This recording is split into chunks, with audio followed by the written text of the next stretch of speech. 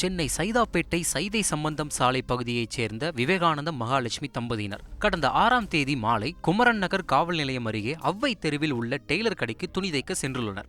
Taylor கடையில் துணியை கொடுத்துவிட்டு சரியாக 4 மணி அளவில் வெளியே வரும்பொழுது மின்சார பணிக்காக தோண்டப்பட்ட பள்ளத்திலிருந்து வெளியே வைக்கப்பட்டிருந்த மின்சார வயர்கள் திடீரென பெரும் சத்தத்துடன் வெடித்து சிதறியது. மகாலட்சுமியின் காலில் அடிபட்டு தீப்பற்றி எரிய ஆரம்பித்துள்ளது. காலில் தீப்பற்றி எரிந்தவுடன் மகாலட்சுமி வலியால் அலறி துடித்துள்ளார்.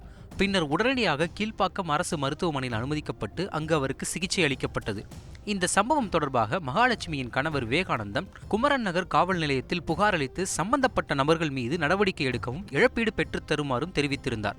இதனையடுத்து குமரன் நகர் போலீசார் இந்த சம்பவம் தொடர்பாக மனித உயிருக்கு அபாயம் விளைவிக்கக்கூடிய செய்தல் செயல் குமரன் நகர் காவல் நிலையத்தில் புகார் அளித்து சம்பந்தப்பட்ட நபர்கள் மீது நடவடிக்கை எடுக்கவும் இழப்பீடு பெற்றுத் தருமாறும் தெரிவித்திருந்தார். இதனையடுத்து குமரன் நகர் போலீசார் இந்த சம்பவம் தொடர்பாக மனித உயிருக்கு அபாயம் விளைவிக்கக்கூடிய செய்தல் செயல் பிறருடைய பாதுகாப்புக்கு குந்தகம் விளைவித்தல் என்ற பிரிவின் கீழ் வழக்கு பதிவு செய்து விசாரணை மேற்கொண்டு வருகின்றனர். இந்த நிலையில் மின்சார வயர்கள் வெடித்து சிதறி மகாலட்சுமியின் கால்கள் தீப்பற்றி எரியும் காட்சிகளும் மகாலட்சுமி வலியால் துடிக்கும் சிசிடிவி காட்சிகளும் தற்பொழுது வெளியாகி பரபரப்பை ஏற்படுத்தியுள்ளது.